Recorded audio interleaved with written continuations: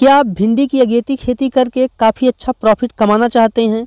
अगर हाँ तो ये वीडियो आपके लिए है। किसान भाइयों, आज की इस वीडियो में मैं आपको बताने वाला हूँ कि आप जनवरी के महीने में भिंडी की बुआई करके फरवरी के महीने में जब भिंडी का मार्केट में रेट ज़्यादा होता है और भिंडी मार्केट में कम होती है, उस समय आप बहुत अच्छा प्रॉफिट कमा सकते हैं। किसान भाइयों, इस वीडियो को आप पूरा देखिएगा, क्योंकि इस वीडियो को मैंने 10 पॉइंट के आधार पर बनाया हुआ है।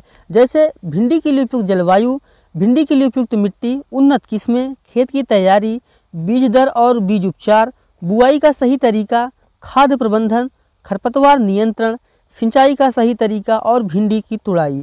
इन 10 पॉइंट को जो आप स्टेप बाय स्टेप पूरी तरीके से समझ लेंगे तो भिंडी की खेती करके आप जनवरी के महीने में बहुत अच्छा उत्पादन भी ले पाएंगे। और एक एकड़ अगर आप भिंडी की खेती करते हैं तो 20 से 25 हज़ार रुपये लगा करके 4 से 5 लाख रुपए बहुत ही आसानी से आप कमा सकते हैं। चैनल पे पहली बार आए हैं, चैनल को भी सब्सक्राइब कर लीजिएगा। चलिए शुरू करते हैं। किसान भाइयों, जब हम जनवरी में भिंडी की बुआई कर रहे हैं तो उस समय आपको देखना चाहिए कि आपके आसपास मौसम कैसा है। जो भिंडी की खेती है ये गर्म मौसम की खेती है, और अगर आप अगेती इसकी बुआई कर रहे हैं तो आपके यहाँ न्यूनतम 20 डिग्री से कम का तापमान नहीं होना चाहिए। अगर 20 से 25 डिग्री का आपके यहाँ टेम्परेचर है तभी आप उसकी बुआई करें, और अगर इससे तापमान कम है तो उस स्थिति में आप उसकी बुआई ना करें, बीज का जमाव अच्छे से नहीं हो पाएगा। और अब बात करते हैं कि इसके लिए उपयुक्त मिट्टी कौन सी है। किसान भाइयों, भिंडी की खेती आप लगभग हर तरह की मिट्टियों में कर सकते हैं, लेकिन सबसे अच्छी मिट्टी की बात करें तो दोमट मिट्टी इसके लिए सबसे अच्छी होती है। दोमट के अलावा रेतीली मिट्टी, बलुई दोमट और बलुई या फिर चिकनी, इन तरह की जो मिट्टियाँ होती हैं ये भिंडी की खेती के लिए काफ़ी ज़्यादा अच्छी होती हैं। जो आपकी मिट्टी है उसका पीएच मान जो है वो 6.0 से लेकर के 6.8 तक का होना चाहिए, जिसमें भिंडी बहुत ही अच्छा उत्पादन देती है। और अब हम जानते हैं भिंडी की ऐसी 3 किस्में जिनको कि अगर आप अगेती लगाते हैं तो आप बम्पर उत्पादन ले सकते हैं। इनमें सबसे पहले नंबर पे आती है किसान भाइयों यूपीएल कंपनी की जो भिंडी है ADU 216। किसान भाइयों, यह जो किस्म है इसकी तुड़ाई मात्र 40 से 42 दिन में ही शुरू हो जाती है। यानी अगर आप इसको जनवरी के पहले हफ्ते में लगाते हैं तो 10 से 12 फरवरी के आसपास आपका उत्पादन शुरू हो जाएगा। अगर आपको बहुत जल्दी उत्पादन लेना है तो आप इस किस्म का चुनाव कर सकते हैं। दूसरी जो हमारी अगेती किस्म है वो भी किसान भैया यूपीएल एडवांटा कंपनी की राधिका भिंडी है। किसान भैया, यह जो भिंडी है अगर इसकी लंबाई की बात करें तो इसका जो फल होता है 12 से 14 सेंटीमीटर तक का होता है, और 1.5 से 2 सेंटीमीटर इसका जो फल है उसकी चौड़ाई होती है।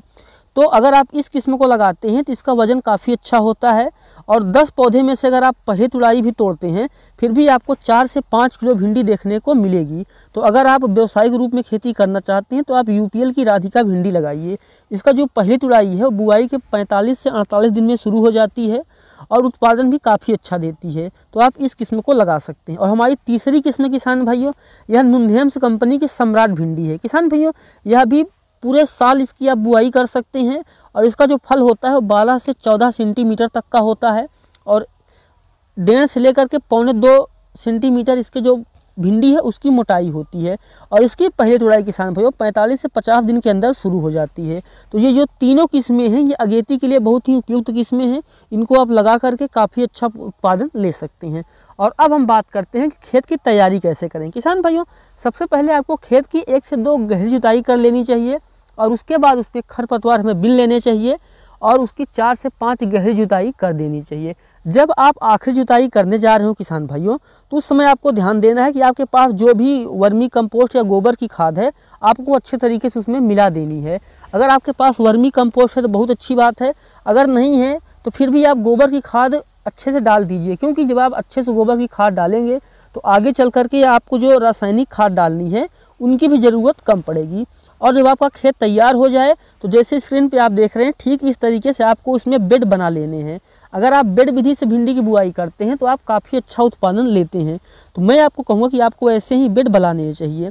और अब बात करते हैं कितना बीज लगता है और उपचारित कैसे करें। किसान भाइयों, दिसंबर और जनवरी के महीने में अगर आप अगेती भिंडी की खेती कर रहे हैं तो 1 एकड़ में आपको 5 से लेकर 6 किलो तक बीज की ज़रूरत पड़ती है, जबकि यहीं अगर आप फरवरी मार्च में बुआई करते हैं तो आपको 4.5 से 5 किलो में ही हो जाता है। 1 किलो ज़्यादा बीज इस समय क्यों लगता है? वो इसलिए लगता है कि इस समय ठंडी होती है तो जो बीज है उसका जमाव थोड़ा सा कम होता है। तो आप अगर 15 जनवरी के अंदर बुआई कर रहे हैं तो आप थोड़ा सा बीज एक्स्ट्रा ले करके आएँ। किसान भाइयों, अगर आपको भिंडी का जमाव बहुत अच्छा लेना है तो उसके लिए मैं आपको एक आइडिया दे सकता हूं कि आप बुआई के 24 घंटे पहले भिंडी को जो है भिगो दीजिए, और उसके बाद उसको जब आप 24 घंटे बाद निकालेंगे देखेंगे कि वो उसका जो अंकुरण है वो काफ़ी बढ़ जाएगा। और अगर आपके एरिया में जो है वो फनफूद जनी रोग काफ़ी तेज़ी से दौड़ते हैं तो उसके लिए किसान भाइयों 2 ग्राम कार्बेंडाजिम को आप यानी 2 ग्राम कार्बेंडाजिम लीजिए, उसको पानी में मिलाइए और उसमें 1 किलो भिंडी के बीज को उपचारित कर लीजिए और फिर छांव में सुखा करके आप उसकी बुआई कर सकते हैं। इससे किसी भी तरीके की फनफूद जनित जो बीमारी है वो आपके खेत में नहीं लगेगी। और अब हम बात करते हैं कि भिंडी की बुआई का सही तरीका क्या होता है। किसान भाइयों, अगेती भिंडी जो है उसकी बुआई जैसे मैंने कहा कि आप दिसंबर के अंतिम में जनवरी के पहले हफ्ते में करते हैं, तो उस समय किसान भाइयों आपको ध्यान रखना है कि जो पौधे से पौधे की दूरी है वो आपको 40 से 45 सेंटीमीटर रखनी है, और जो लाइन से लाइन की दूरी है वो आपको 40 से 45 सेंटीमीटर रखनी है किसान भाइयों। और अब हम बात करते हैं कि बीज को कितनी गहराई में बोएं। किसान भाइयों, इस समय होता क्या है कि बीज जो है वो बहुत अच्छे से जमाव नहीं करते हैं, तो आपको केवल 1 से 1.5 सेंटीमीटर की गहराई में ही बीज को बोना चाहिए।